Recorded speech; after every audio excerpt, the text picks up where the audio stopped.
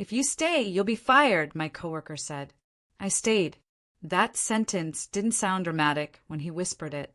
It didn't echo. It didn't come with music or warnings or a sense of danger. It sounded casual, almost tired, like he was telling me the printer was jammed again. But if you're watching this right now, you're about to learn how one decision, made in under 3 seconds, can flip an entire workplace upside down.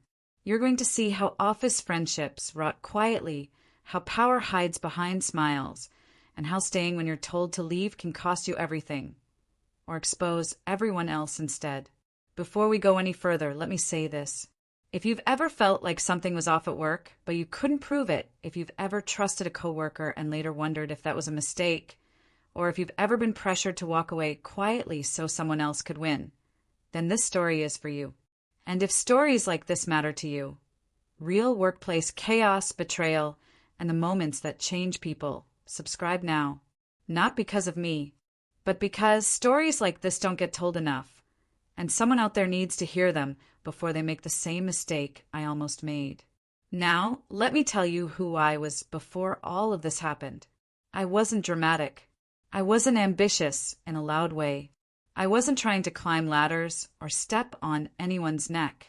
I just wanted stability, a job where I could do my work, go home, pay my bills, and not feel like I was constantly being watched or tested. I had already learned the hard way that work family was usually a lie people told when they wanted more from you without paying for it. My previous job cured me of illusions. I worked at a mid-sized marketing firm for almost 4 years. On paper, it was a dream.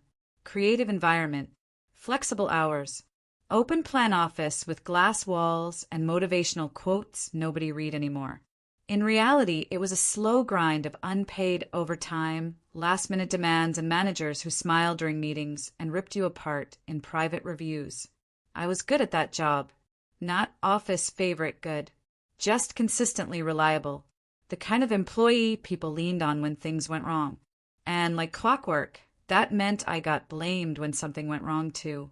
When budgets were missed, when timelines slipped, when a client complained, my name was always somewhere near the explanation. The day I knew I had to leave was the day my manager thanked me in a team meeting for supporting the project, then told HR I lacked initiative when promotion discussions came up. I didn't argue. I didn't cry. I updated my resume that night. So when I got the offer for my next role, I told myself this would be different. The company was larger, more structured, corporate but not cold. At least that's how it looked from the outside. The role was operations support, which meant I wasn't front-facing, but I wasn't invisible either. I worked with multiple departments. Logistics, finance, compliance. It was the kind of position where people needed you. Even if they didn't always like that, they did. From the first week, I noticed something strange. Everyone was polite, not warm, not unfriendly, just careful. Conversations stopped when certain people walked by. Laughter dropped a half step when managers entered the room. It wasn't hostile. It was cautious, like everyone was constantly aware of who might be listening. I told myself I was overthinking it. My team sat together in a long row of desks near the windows. We had assigned seats, shared deadlines, and a group chat that buzzed constantly during work hours. Most of the chatter was harmless. Status updates, jokes about coffee, complaints about software updates. Nothing alarming. That's where I met Leo. Leo was 2 desks down from me. Same role, different seniority. He'd been there longer. Not long enough to be management, but long enough to know how things worked. He was quiet but observant, the kind of person who noticed patterns and didn't announce them. We didn't talk much at first, just the occasional comment about a task or a deadline. Over time, we started having lunch together. Nothing dramatic, just sitting in the break room, scrolling on our phones, occasionally talking about work. He never complained loudly. He never gossiped. That's probably why I trusted him later. People who talk the least often see the most. I settled into the job quickly. My work was clean, documented, on time. I didn't make waves. Managers nodded at me in passing. Coworkers asked for help. I became known as reliable, which is a dangerous word in any workplace, but at the time I wore it like armor. 3 months in, I noticed the first crack. A minor error showed up in a report I submitted. It wasn't serious, a formatting issue, something that could be fixed in under 5 minutes. Instead of messaging me directly, my manager, Cleo, forwarded the report to the entire team and asked, "Can someone explain why this was missed?" No names, just implication. I corrected it immediately and replied professionally. Cleo responded with a thumbs up emoji. That should have been the end of it. It wasn't. After that, small things started happening. I'd be left out of email threads I needed to be on. Deadlines would shift without notice. Meetings would be scheduled during times I was already booked, then noted that I didn't attend. Every time I raised a concern, it was brushed off as a misunderstanding.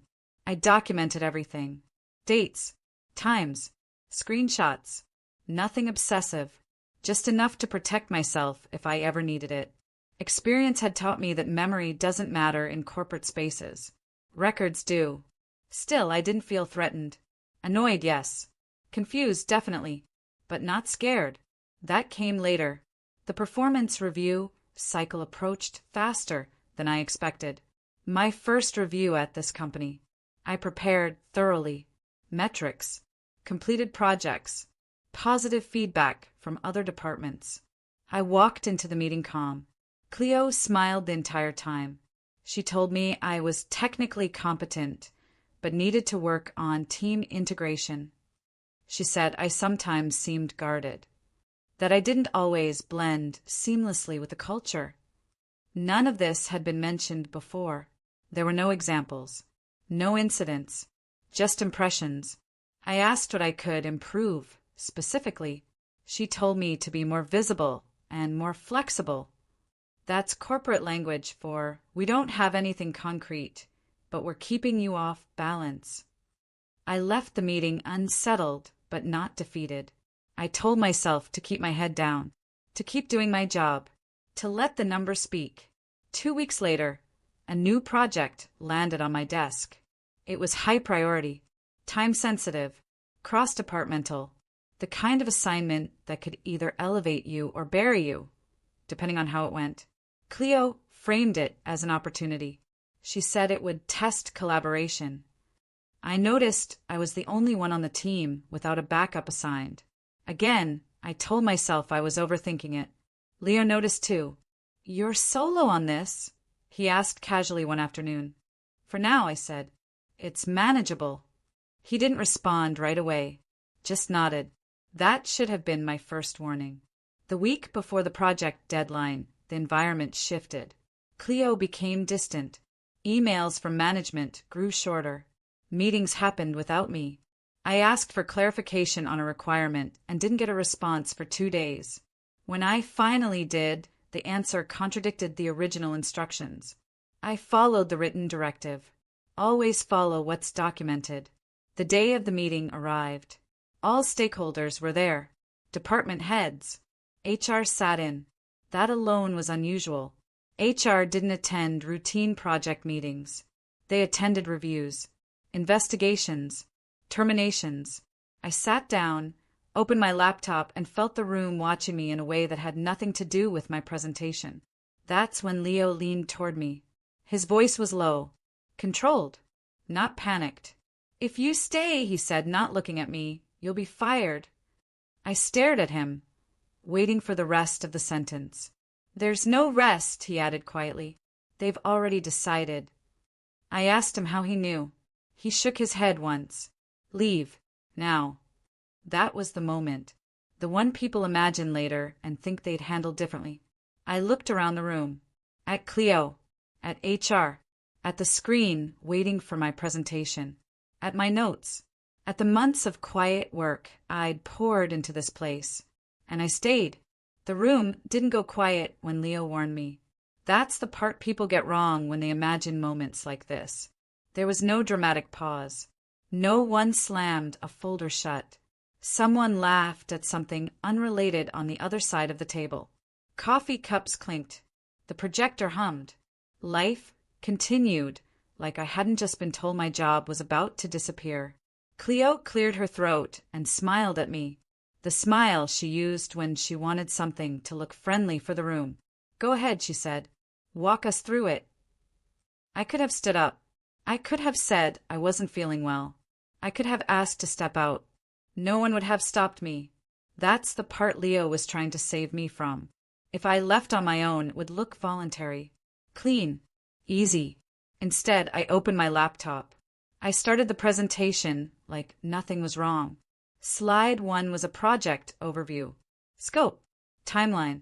Objectives. I'd practiced this enough times that my voice didn't shake. People nodded. A few took notes. Cleo watched me with her hands folded, like a teacher observing a student she already planned to fail. By slide 3, the interruption started. A manager from compliance asked why a specific requirement wasn't included. I answered calmly and pointed to the email thread where it had been removed at their request. I even pulled it up on the screen. No drama. Just facts. Cleo jumped in immediately. That's not how I remember it, she said lightly. I didn't argue. I scrolled to the date and read the message word for word. The room shifted a little. Nothing big. Just the first sign that this wasn't going to be as smooth as they planned. Halfway through, Cleo stopped me again. Why wasn't this escalated, she asked. It was, I said. On the 10th, and again on the 13th. She frowned, like this information inconvenienced her. HR finally spoke. Let's stay focused, the representative said. We can address process issues later. Process issues. That phrase gets used when people don't want to say mistakes out loud. I finished the presentation. Every question I answered, I backed with documentation. Every accusation came with a date, a time, and an email. I wasn't aggressive. I wasn't defensive. I just didn't bend. When I sat down, the room felt heavier. Cleo thanked me and said they'd circle back. That was it. No applause. No feedback. Just that phrase. Circle back. The meeting ended quickly after that. People packed up faster than usual. Chairs scraped. Conversations stayed short. I shut my laptop and finally looked at Leo. He looked exhausted. I warned you, he said quietly. I know, I replied. You should have left. Why? I asked. What happens now? He hesitated. Now it gets ugly. I went back to my desk and waited. That was my mistake. I should have gone home, taken the rest of the day off, let the dust settle. Instead, I stayed because I believed that if I acted normal, they would too. That's not how these situations work. 30 minutes later, Cleo sent me a calendar invite. Subject line, quick sync. HR was included. I took screenshots before I accepted. Habit. The meeting was scheduled for 15 minutes. Another red flag. Real discussions take longer. Decisions don't. When I walked into the small conference room, Cleo and HR were already seated. No pleasantries. No small talk. Cleo folded her hands again. This is a difficult conversation, she said. I nodded. Okay. She told me there were concerns about my performance, about communication, about collaboration. She said the project had exposed gaps. She said several stakeholders felt blindsided. I asked for examples. She said it wasn't about specifics. That's when I knew Leo had been right. They weren't reacting to what I did in that meeting. They were reacting to the fact that I didn't crumble. HR slid a document across the table. It was a performance improvement plan, effective immediately. No warning. No prior write-ups. Just a list of vague goals and a 30-day timeline. Failure to improve would result in termination. I read it slowly. Then I asked a question that changed everything. Can you show me where this aligns with my last performance review? Cleo blinked. HR shifted in her seat. That review was more general, Cleo said. But this is corrective, I replied. Those two things usually connect. HR cleared her throat. We can discuss that. Before I sign, I said. I'd like copies of the documentation used to justify this. The room went cold. Cleo's tone changed instantly. You don't need to sign right now, she said. We'll give you time to review. I won't sign without documentation, I replied. HR nodded stiffly. We'll follow up. They dismissed me. When I got back to my desk, my access was already limited. Folders I'd used that morning were suddenly restricted. Shared drives required permissions I no longer had. It was subtle but intentional. They were isolating me. That's when my phone buzzed. Leo, they're locking you out, his message read. You need to send yourself everything. Now. I didn't respond. I just worked. I forwarded emails, saved files, exported chat logs. Nothing confidential beyond my own work. Nothing illegal. Just proof of instructions, timelines, approvals. By the end of the day, my nerves were gone. Not because I felt safe. Because clarity replaced fear. They wanted me gone. The next morning, Cleo didn't look at me when she walked past my desk. By noon, rumors had started. People avoided eye contact. Conversations stopped when I approached. Someone from another department asked if I was doing okay, in a way that told me they already thought I was leaving. I checked my email constantly. At 2:17 p.m., HR sent a message. They wanted another meeting. This time legal was included. Leo stopped by my desk. They're escalating, he said. They didn't expect you to document everything. Why are you helping me? I asked him quietly. He looked at me for a long moment before answering. Because I watched this happen before, he said. And I didn't say anything then. That was the first time I understood that this wasn't just about me. The meeting with legal was worse than the first. They spoke carefully. Every sentence sounded rehearsed. They framed the situation as concern, not punishment. They suggested that maybe this role wasn't the right fit, that perhaps a mutual separation would be best for everyone. They offered severance. That was their goal all along. I asked for time to consider. They agreed. What they didn't know was that I had already contacted an employment attorney the night before. I sent her everything. Emails, screenshots, review notes, calendar invites, access logs. Her response came fast. Do not resign. Do not sign. Let them make the next move. The next week felt like psychological warfare.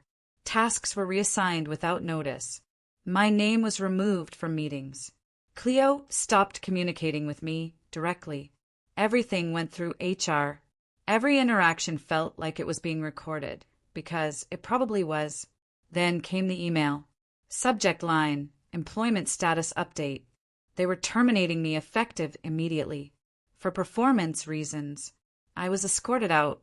They let me pack my desk under supervision. People watched from their seats, pretending not to. Leo didn't. He stood. He looked at Cleo, and then he walked out too. That wasn't the end. It was the beginning. They didn't let me say goodbye to anyone. Security stood near my desk like they were afraid I might steal a stapler or sabotage a server on my way out. Cleo stayed in her office. HR avoided eye contact. The whole thing took less than 10 minutes. For years of experience, months of work, and weeks of tension reduced to a cardboard box and a badge I had to drop at the front desk. When the glass doors closed behind me, something strange happened. I didn't cry. Not because I was strong. Not because I didn't care. But because my brain had already shifted into survival mode. Crying is for when you feel safe enough to fall apart. I didn't feel safe yet. I drove home on autopilot. By the time I reached my apartment, my phone had 14 notifications. Most were messages from coworkers I barely spoke to, all saying the same thing in different ways. I'm so sorry. I didn't know what was really happening. They did you wrong. I hope you're okay. None of them asked what actually happened. None of them offered to help. Sympathy is easy when it costs nothing. One message stood out. Leo, they're scared, he wrote. You shook something. I sat on my couch and stared at the wall for a long time before responding. "Why did you walk out?" I finally asked. His reply came slower this time. "Because they've been doing this for years," he said. "And this time they picked the wrong person." That night I slept for 3 hours. The next morning my attorney called. Her voice was calm, almost reassuring. "They made several mistakes," she said. "Big ones." She explained it plainly. The sudden PIP with no prior documentation, the inconsistent feedback, the access restrictions, the severance offer framed as concern, the timing, the witnesses, Leo leaving immediately after my termination. "You didn't just stay," she said. "You disrupted a pattern." I asked her what that meant. "It means they expected compliance," she replied. "They expected fear. They didn't expect resistance." We filed a formal complaint that afternoon. Wrongful termination, retaliation, hostile work environment. The moment the complaint went through, everything changed. HR stopped communicating directly. All contact went through legal. Their tone shifted from soft persuasion to defensive precision. Every word was chosen carefully now. Too carefully. Then Leo sent me something that made my stomach drop. It was a screenshot, an internal email thread.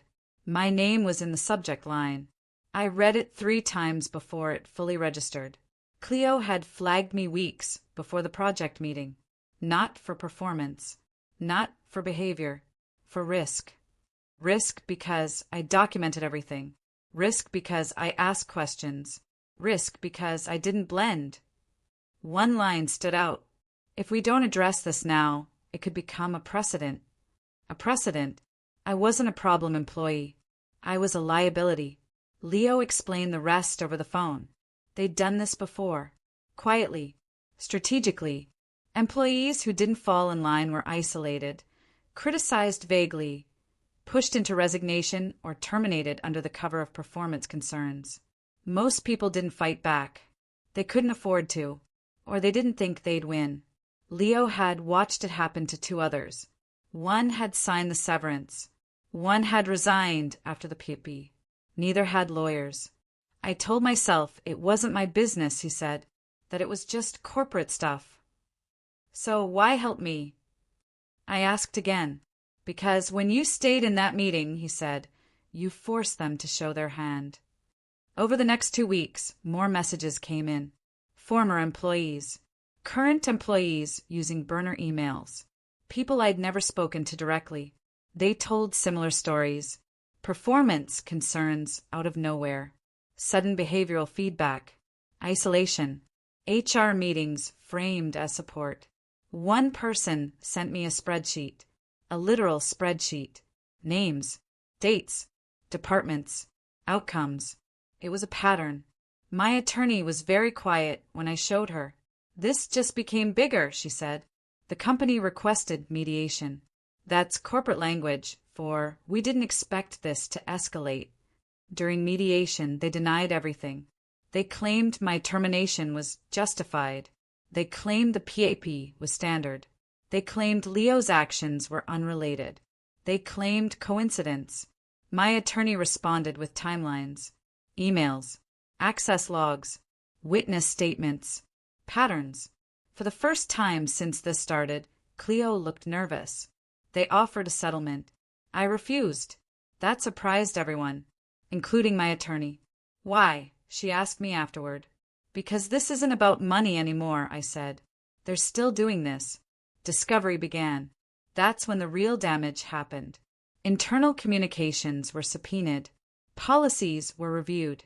Past terminations were re-examined. The company tried to delay, tried to narrow scope, tried to claim privilege. The judge didn't agree. 3 months in, the company placed Cleo on administrative leave. They didn't announce it publicly. They never do. But people noticed. Leo noticed. So did half the office, he said. Then something happened that I didn't expect. The company reached out again. This time their tone was different. They wanted to talk about systemic issues. They wanted to discuss organizational changes. They wanted to resolve this quietly. Too late. A former manager came forward. She'd been pushed out years earlier. Same pattern, same language, same people. Her testimony changed everything. The case didn't just move forward, it widened. Regulators got involved. Audits were ordered. Policies were revised overnight. The company started bleeding talent. People don't wait around when they smell collapse. One morning, Leo sent me a message with no context. Cleo resigned. I stared at my phone for a long time. I didn't feel victorious. I didn't feel relieved. I felt validated. Because the whisper had been real. The warning had been real. The risk had been real. And staying had exposed all of it. But the story wasn't over yet. Not even close. Once Cleo resigned, people stopped pretending. That's the thing about workplaces built on quiet fear. As soon as the source of pressure disappears, everyone scrambles to rewrite their role in the story. Suddenly, no one supported her. No one agreed with her methods. No one remembered defending her decisions. I watched it happen from the outside. Leo told me everything. Meetings were being canceled without explanation. HR sent company-wide emails about values and open communication. Managers who had stayed silent for years suddenly wanted to check in with their teams. People who had never questioned authority before were suddenly asking for policies in writing. But the most revealing changes weren't official. They were personal. Coworkers started reaching out to me, privately, not to apologize, not to admit wrongdoing, to protect themselves. One woman messaged me on LinkedIn instead of my phone. I always felt something was off, she wrote. I just didn't know what to do. Another asked if I thought she should be worried. One man wanted to know if his name appeared anywhere in the documents. That's when it hit me. Staying hadn't just exposed leadership. It had exposed everyone who'd stayed quiet. Leo told me the office felt tense in a way he'd never experienced before. People spoke carefully. Emails were overly polite. Meetings ended early. No one joked anymore. No one wanted to be quoted. HR had stopped encouraging open dialogue. Now they encouraged documentation. Someone joked, too loudly, that everything should be recorded now. No one laughed. Then the layoffs started. They weren't officially tied to the case. Companies never say that part out loud. They called it restructuring, realignment, strategic adjustments. But the names weren't random.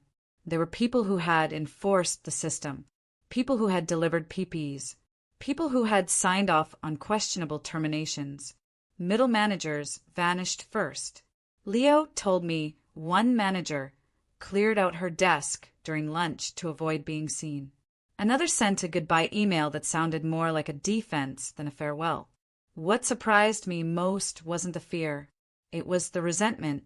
Some coworkers were angry at me. Not openly, not directly, but enough that it reached me through fragments.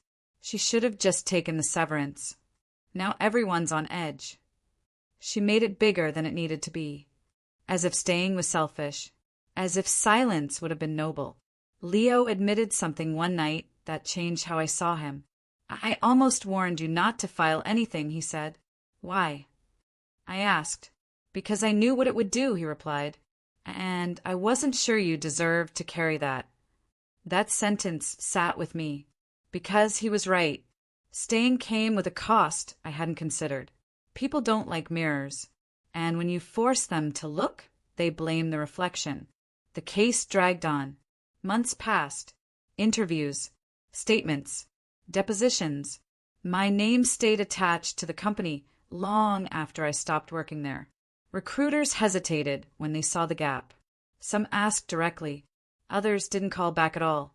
One recruiter was honest. You're a risk, she said gently. Companies don't love people who push back. I appreciated her honesty more than I should have. Leo struggled too. His position became uncomfortable. He wasn't punished openly, but he wasn't promoted either. He was paused. Projects reassigned. Influence reduced. He'd done the right thing. And the system remembered. One afternoon he called me, voice low. They offered me a transfer, he said. To where? I asked. Another city. Same role. No growth. That was the compromise. Move quietly or stagnate loudly. He took the transfer. I didn't blame him.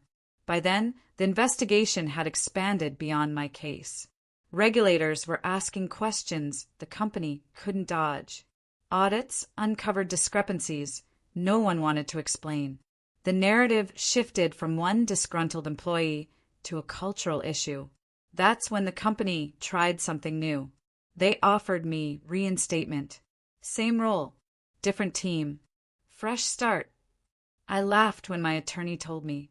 No, I said, that's not how this ends. They offered more money. I still said no, because staying once was enough. Behind the scenes, things unraveled faster. An internal memo leaked. Someone sent it to me anonymously. It outlined risk mitigation strategies for employees who demonstrated documentation-heavy behavior. I stared at the screen. They'd learned nothing. They just wanted to do it quieter next time. The case settled eventually. Not publicly. Not loudly. That's how corporations survive. But the terms mattered.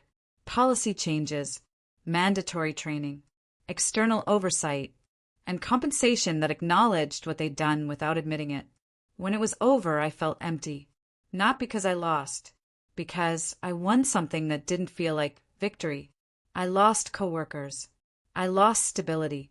I lost the comfort of believing good work was enough. But I gained something else. Clarity. Leo sent me one last message before he moved. You change things, he wrote, even if it doesn't feel like it. I believed him, but I also understood something deeper. If you stay when you're told to leave, you don't just challenge authority. You challenge the people who survived by staying silent. And some of them will never forgive you for that. I didn't regret staying, but I finally understood the warning. When everything finally went quiet, that's when it hit me. Not during the investigation. Not during the meetings. Not even during the settlement. It hit me weeks later, on a Tuesday morning, when I woke up with nowhere to be. No emails waiting. No calendar reminders. No notifications vibrating my phone. Just silence. For months, my life had been scheduled around conflict. Calls with my attorney. Follow-ups. Statements. Reading documents that reminded me of things I'd already lived through. I told myself I was fine because I was busy. Busy defending myself. Busy responding. Busy staying alert. When that stopped, there was nothing to distract me anymore. I started noticing small things. How I flinched when my phone buzzed unexpectedly. How I reread emails 3 times before sending them, even casual ones. How I caught myself documenting conversations that didn't need documentation. Staying had changed my instincts. I didn't trust environments anymore. I trusted paper trails. Friends noticed it before I did. You sound like you're always waiting for something bad to happen. One of them said over dinner. I brushed it off. Told her it was just stress. But it wasn't stress. It was recalibration.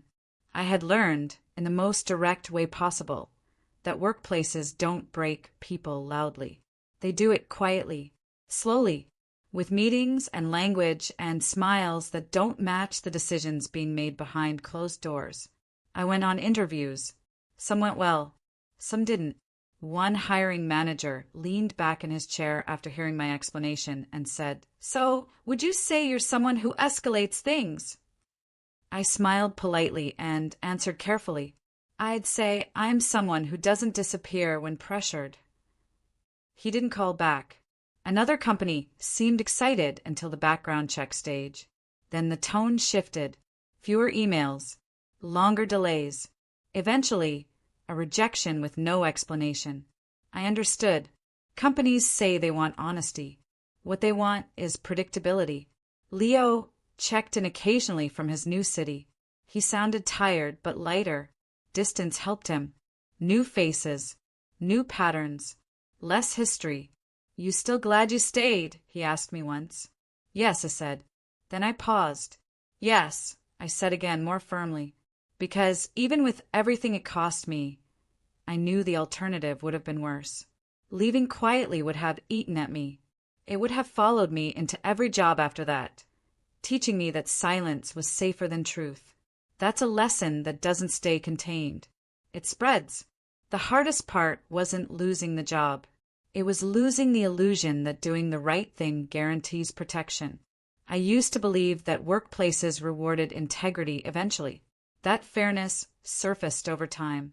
That if you kept your head down and your work clean, you'd be okay. That belief died the day Leo whispered that warning, and something else replaced it. Awareness. I became more selective about where I applied, more observant during interviews. I paid attention to how they talked about former employees, how they reacted to questions about feedback, documentation, and escalation. Some interviews ended early when I asked the wrong things. That was fine. I wasn't looking for comfort anymore. I was looking for alignment. Eventually, I found a role that felt quieter, smaller company, transparent structure, clear expectations, no talk of family, just work. On my first day, no one asked me to prove myself. No one tested boundaries. No one whispered warnings. It felt unfamiliar. For a while, I kept waiting for the shift, the moment when tone would change and pressure would build. It never came. That's when I realized how much damage the previous environment had done. Chaos becomes normal when you live in it long enough. One afternoon, months later, I got an email from someone I didn't recognize. She used to work at my old company. She'd found my name through public records. I just wanted to say, thank you, she wrote. I thought what happened to me was my fault, until I saw yours. I stared at the screen longer than I needed to. That was the part no settlement could measure. The quiet permission staying gave other people to reframe their own stories. Not everyone messaged me. Not everyone felt brave enough. But enough did that I understood something important. Staying didn't just expose a system. It disrupted the narrative that the system depends on. The narrative that says if something goes wrong, it's because you weren't good enough, flexible enough, quiet enough. That narrative survives on isolation, and staying shattered that. I don't romanticize what I did. I didn't become stronger overnight. I didn't walk away fearless. I didn't win in the way stories like to promise. I lost opportunities. I lost relationships. I lost a version of myself that believed safety was automatic. But I gained discernment. I gained boundaries that don't apologize. And I gained the certainty that when someone whispers a warning, you're not weak for listening, but you're not wrong for staying either. Sometimes staying is the only way the truth comes out. If you're still watching this, I want to ask you something. Have you ever been warned to leave quietly? Have you ever been told, directly or indirectly, that standing your ground would cost you? And did you stay? Because if you did, you already know this isn't just a workplace story. It's a human one. And if you didn't, maybe this story reaches you before you have to choose. I thought the story ended when I signed the paperwork and started my new job. That's what people assume. That there's a clean line between what happened and what comes next. That once you walk into a new building with a new badge and a new manager, the past stays where it belongs. It doesn't. The past doesn't knock. It slips in through references, through industry connections, through casual questions that sound harmless but aren't. My new job was calmer, predictable, no whispers, no sudden meetings, no shifting rules. People said what they meant, and when something went wrong, it was addressed directly. For the first time in a long while, my nervous system relaxed. Then, about 3 months in, my manager asked me to join her for coffee. Not a meeting, just coffee. She was careful with her words. I want you to hear this from me, she said, not through rumor. I nodded. She used to work with someone from your previous company, she continued, and your name came up. There it was, the invisible shadow. What was said? I asked. That you're principled, she replied, but that you can be difficult when pushed. I almost laughed. That phrase again, when pushed, as if pressure excuses behavior. as if resistance is a flaw instead of a response. I wanted to check in, she said, because that hasn't been my experience. I appreciated her honesty more than reassurance. She wasn't asking me to defend myself. She was letting me know the echo still existed. After that, I noticed how often people framed my story without hearing it. At industry events, introductions changed slightly. People were polite but cautious. Some asked vague questions about what happened over there. Others avoided the topic entirely like it was contagious. Leo warned me about this. Stories like yours don't disappear, he said once. They get edited into something safer, something that doesn't challenge anyone listening. I stopped trying to control the narrative. I answered questions, simply, factually, without emotion. I didn't overshare. I didn't dramatize. I didn't apologize. That alone made some people uncomfortable, because women are expected to either soften their stories or carry them quietly. I did neither. The most unexpected consequence came a year later. I received a call from an investigator, not about my case, about someone else, another employee, different department, same company, same pattern. She'd stayed too. This time, the company responded faster, cleaner. They'd learned just enough to protect themselves better, but not enough to change entirely. Still, my documentation helped. My timeline mattered. My staying mattered. I didn't feel proud. I felt tired. There's a cost to being a reference point for injustice, but there's also a strange sense of responsibility. Not to save anyone, just to not lie. I started mentoring younger women in my field. Not officially, just conversations, coffee, messages, questions about work dynamics that weren't in any handbook. I didn't tell them to fight every battle. I told them to notice patterns, to trust documentation over reassurance, to understand that culture fit is often a weapon, and to remember that leaving isn't weakness, but staying isn't madness either. It's context. The hardest truth I learned is this. Systems don't fear anger. They fear clarity. Anger can be dismissed, emotional, unstable. Clarity is harder to discredit. That's what staying gave me. Not rage, not revenge. Clarity. Clarity about how power moves, about who benefits from silence, about how quickly support evaporates when it becomes inconvenient. I don't regret staying, but I don't recommend it blindly either, because staying demands something not everyone can afford to give. Time, energy, reputation, peace. If you're watching this and you're in that moment right now, the whispered warning, the quiet threat, the pressure to disappear, I won't tell you what to do. I won't romanticize courage. I'll just say this. If you stay, do it with your eyes open. Do it knowing the cost. Do it because you can live with the consequences, not because you think it will end neatly. Because sometimes staying doesn't end the story. It turns you into part of other people's, and that's heavier than it sounds. The call that changed everything came on an ordinary afternoon. No warning, no build-up, just a number I didn't recognize lighting up my phone while I was finishing a routine task at work. I almost ignored it. I usually did with unknown numbers, but something told me not to.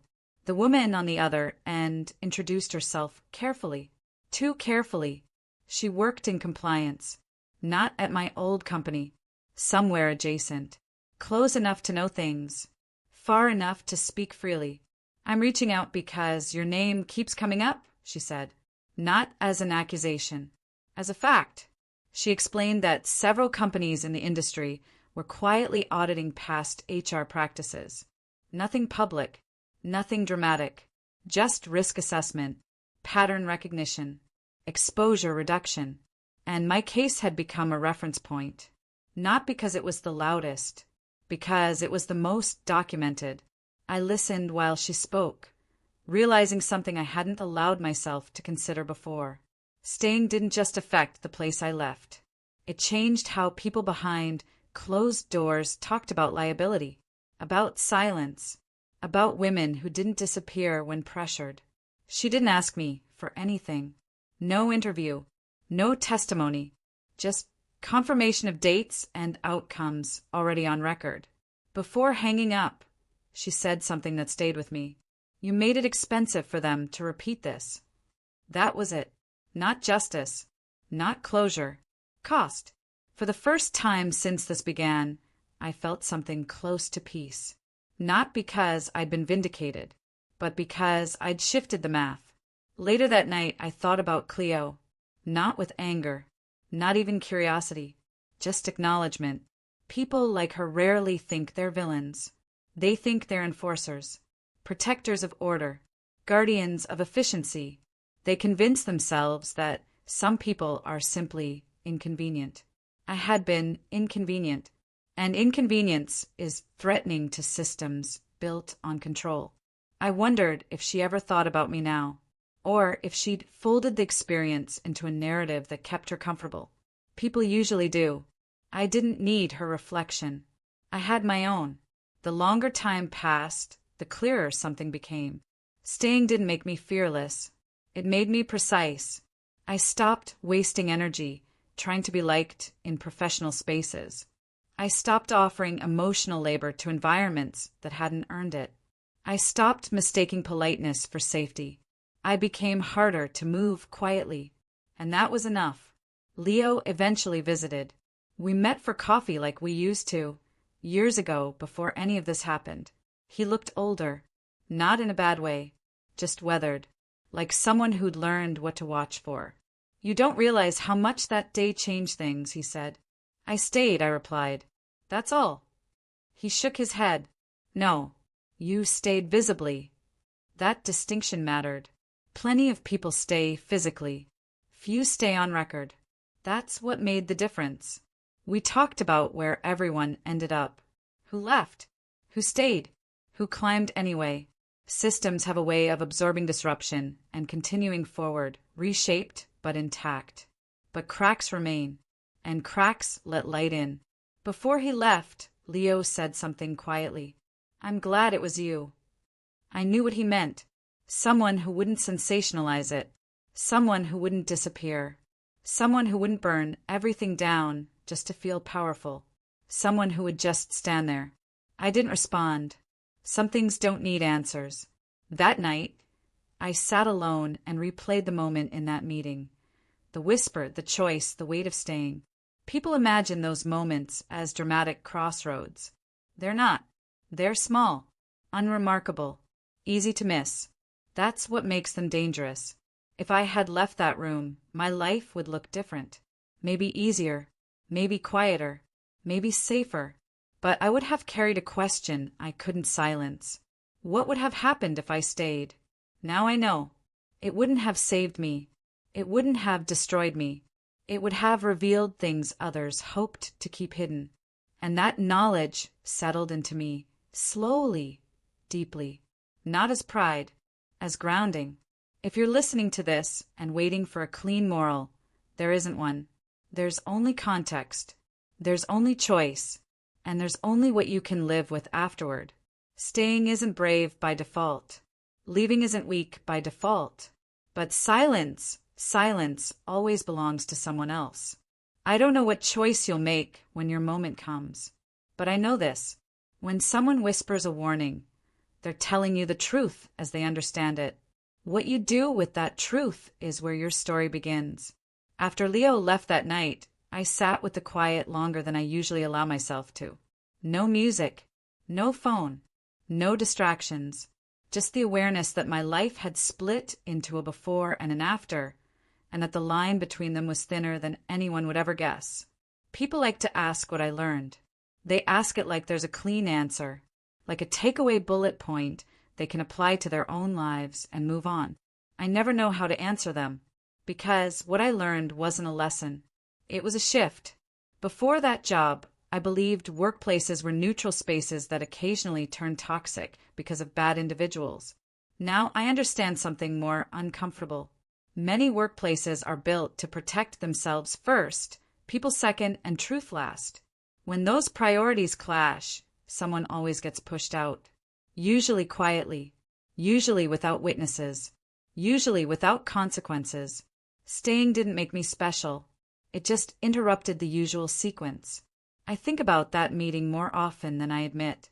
Not because of fear, but because of how ordinary it was. A conference room, a screen, a calendar invite, a warning whispered, so softly it could have been dismissed as paranoia. Nothing about it screamed danger. That's the part that scares me now. The most damaging moments rarely announce themselves. They slip in disguised as professionalism, as policy, as concern. I replay what would have happened if I had stood up, if I'd said I wasn't feeling well, if I'd walked out politely, if I'd trusted the warning and chosen myself in the way people usually mean when they say that. I don't judge that version of me anymore. She would have survived too, but she would have carried a different kind of weight.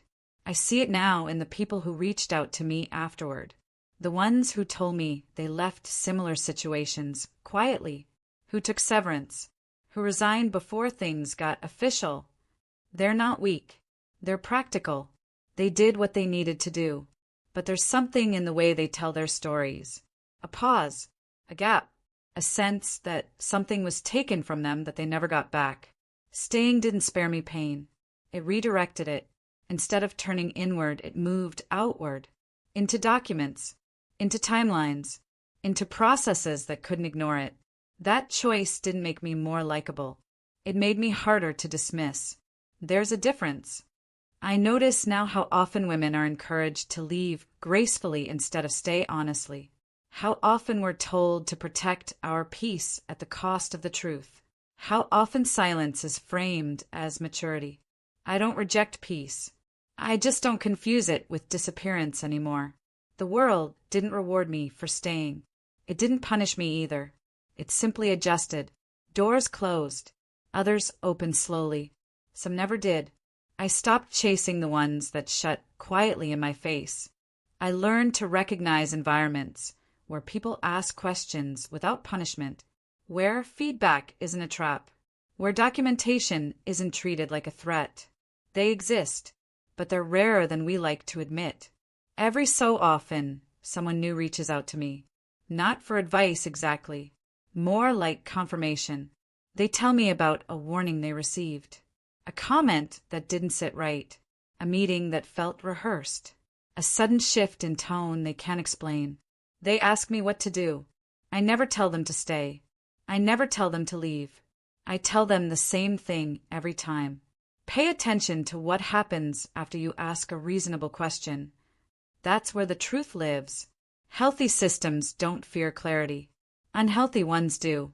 If asking for examples makes people defensive, if requesting documentation makes you a problem, if silence is rewarded more than honesty, then the issue isn't you. Staying taught me that clarity is louder than confrontation. I didn't yell. I didn't accuse. I didn't threaten. I just stayed present. And presence in the wrong environment is disruptive.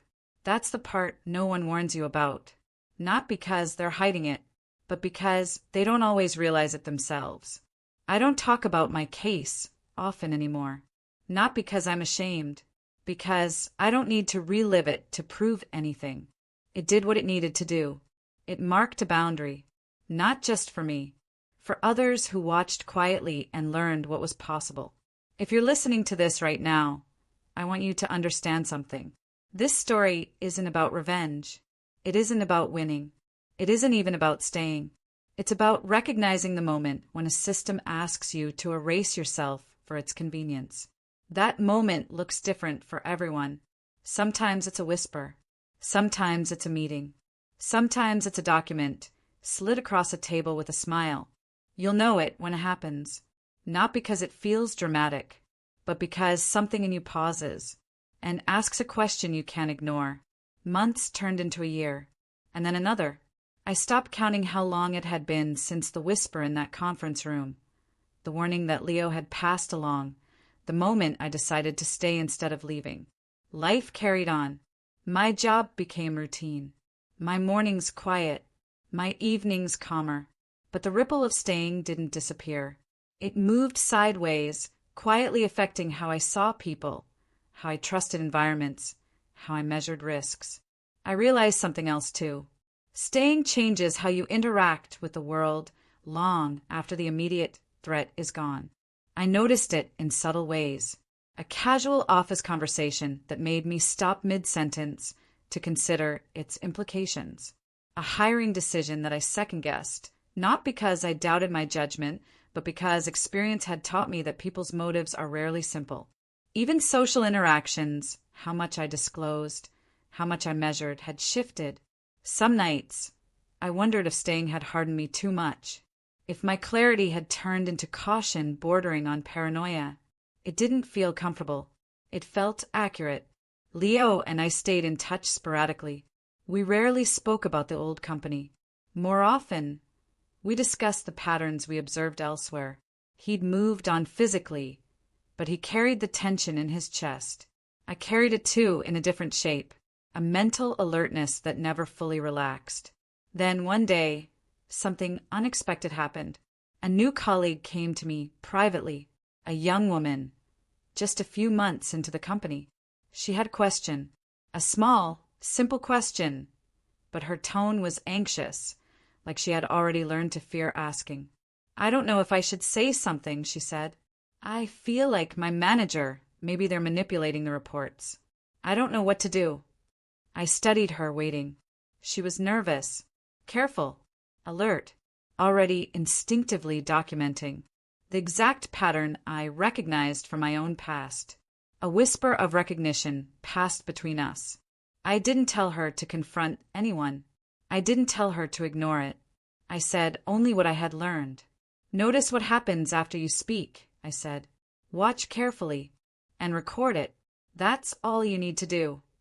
Her eyes widened slightly. Relief? Understanding? Fear? Probably all three. That's the thing about staying. It's not a moment of heroism. It's a choice to observe, to witness, to hold evidence when others choose to look away. Some people called me brave later. I didn't feel brave. I felt awake and lonely, because staying comes with quiet isolation. Not everyone understands why you did it. Not everyone applauds. Some resent you for making them face uncomfortable truths they weren't ready to confront. Some avoid you entirely, even years later, because your actions remind them of their own compromises. I lost colleagues, some deliberately, some through natural drift, some just because fear made proximity impossible. Even friendships that had seemed solid fractured, quietly, over nothing tangible. Just the shifting balance of awareness. The way staying exposes patterns others prefer hidden. And yet the strange thing is, staying creates its own kind of network. Not obvious, not loud, but subtle. People you've never met reach out. You become a reference, a mirror, an example. I still get messages occasionally, notes from women and men who saw themselves in my story, who were told to leave but stayed, or left but wondered what would have happened if they had stayed. Sometimes they ask questions. Sometimes they simply thank me. Those messages are heavier than applause. They carry the weight of experience. The subtle lesson I've carried since then is this: systems rely on silence. People rely on compliance. Truth relies on someone paying attention. And staying is a way to pay attention. Not for revenge. Not for applause. Not for recognition. Just for clarity. I reflect on that often. On that day when Leo whispered, "If you stay, you'll be fired," and I stayed anyway. I remember the choice I made in that moment. I remember the project meeting, the presentation, the PIP, the legal escalation, the settlement. I remember the ripple effects, the colleagues who left, the managers who were exposed, the company that shuffled quietly to fix patterns it didn't fully understand. I remember how much it cost me, and I remember what it gave me. Presence, awareness, agency. I carry it still, and that, perhaps, is the final lesson.